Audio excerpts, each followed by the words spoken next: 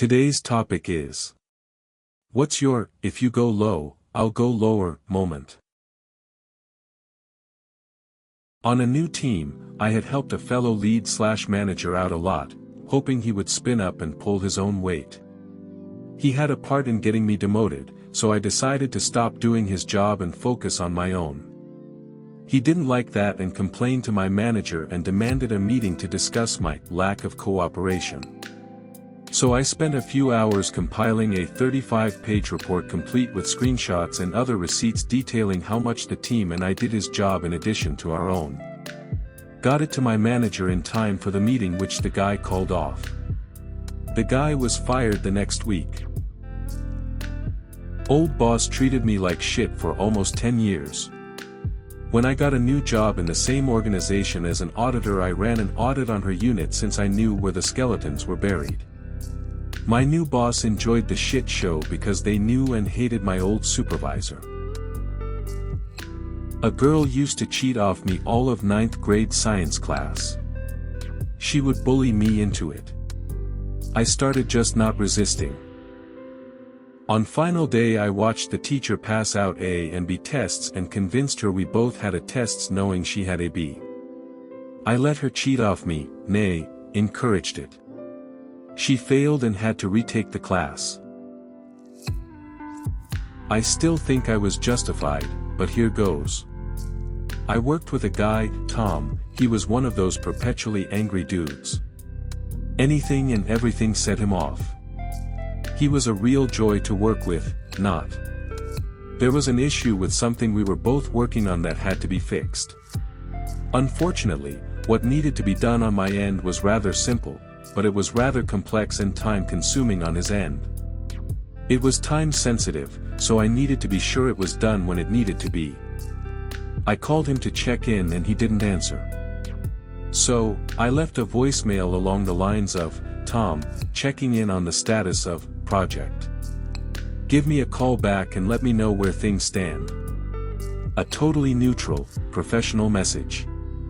Well, I don't know what set him off that day, but when he called me back he got my voicemail and left me this profanity-laden message accusing me of being controlling, bossy, petty, and finally a goddamn F***kin bitch. Yes, he left that on my voicemail. I didn't even call him back.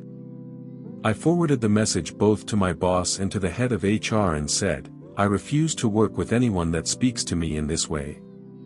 Well, about 2 minutes later, I heard my boss on the phone with Tom, ripping him a new one and further telling Tom that he was no longer to work with me on this project, but with my boss directly. I don't know what happened with HR, but 2 weeks later, Tom, supposedly, moved on to other opportunities. No one was sorry to see him leave. I don't think the incident is what got him fired per se, but it was likely the straw that broke the camel's back. The thing is, had he said all that stuff to me directly over the phone, it would have been a he said, she said scenario and probably nothing would have come of it. But, he left it on a voicemail, and talking like that to anyone in a professional setting is simply unacceptable. Years ago I used to be a server in a restaurant. When it was busy and I was clearly running my ass off, any rude way that a customer would try to get a hold of me, I'd just do the exact same thing back to them. My favorites were snapping my fingers at people while they were snapping, and whistling at people who whistled at me. All while prancing up to the table with a big sarcastic customer service smile in my face. My roommates left the living room a mess, then went on a vacation not telling me when they would be back, knowing I was having a baby shower at the house that weekend, which had been planned months in advance. When I say a mess, I mean cans and bottles and literally trash, plates and games and cards not put back in the boxes, some clothes and shoes. I literally threw it into their already messy rooms, and when they came back they flipped shit. Then the next was when one of them changed the Wi-Fi password on me, which we all paid for but was in her name. I kept unplugging the router cause the electricity was in my name. Then other roommate took the thermostat off the wall cause she had the gas in her name.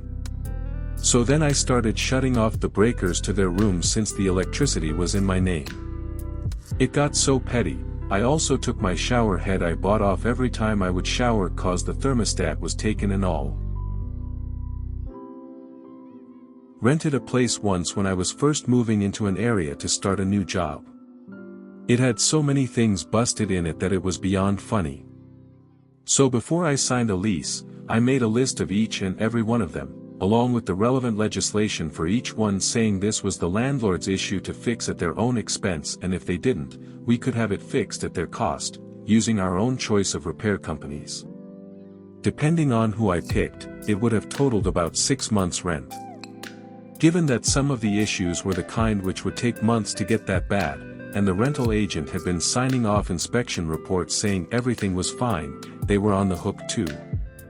So I went down to the rental office, signed the lease, and before the ink was dry, whipped out the list of items that needed repair.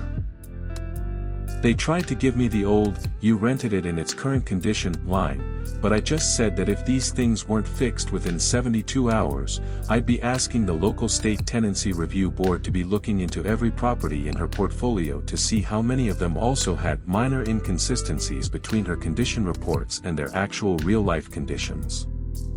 A whole lot of property owners would potentially have to forego months, possibly as much as a year, of rent while they paid through the nose to bring their properties up to legal compliance, and it would all be on her.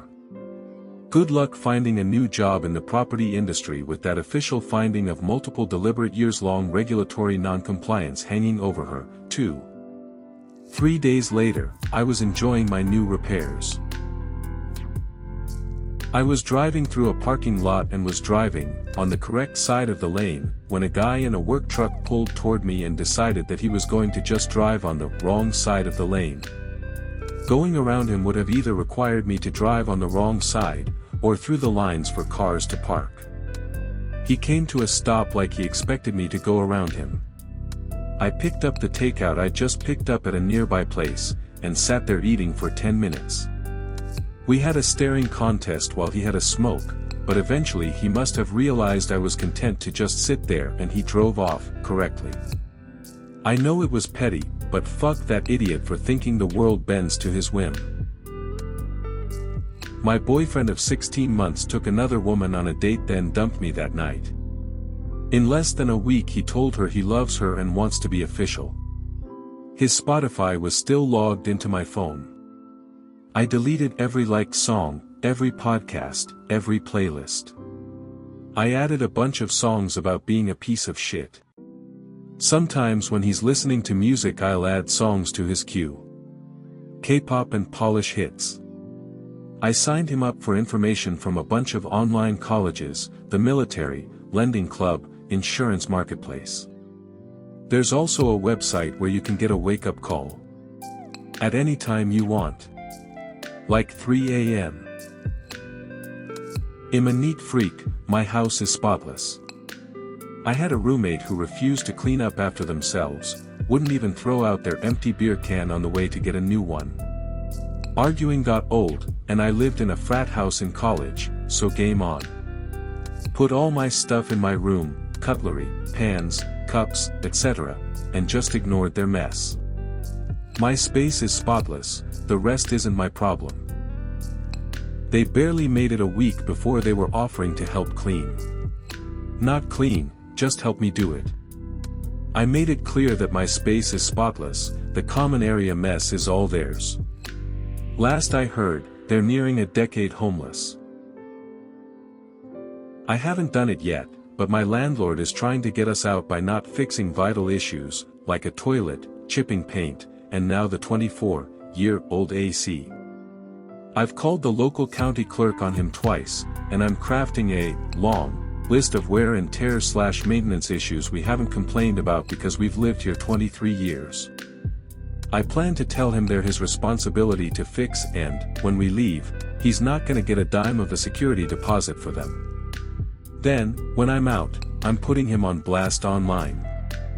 I've done SEO marketing, and he's in an age range where he doesn't realize what social presence can do for a landlord. I hope to block anyone from doing business with him for a long time.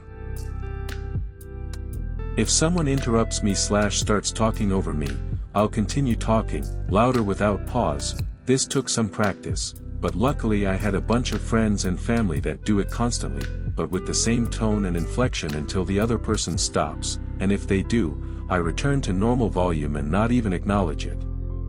When we both finish talking, I just stare at them and wait. Then ask, "So what do you think?" There is a bar next to my house that closed after the pandemic, but the space is rented out for private parties. The parties are every weekend and they are very loud. I once managed to connect to their speaker via Bluetooth and played my choice of music. I doubt anyone had any fun. I only managed to do it once, but it was worth it. Cheated on me after 5 years and I found out less than 24 hours later. I took back the car that hadn't been in her name yet, I kept the cats, I told all of my friends, which were her friends by proximity, what she had done. She got left with nothing except a jerk new boyfriend and lived with her sister with no car, no anything. She has a kid now with him and then they broke up. Side note, she broke into my house just to sleep in my bed and I reluctantly let her, then locked the windows. I know I'm too kind to people who hurt me, but my love language is seeing others happy and I was vulnerable.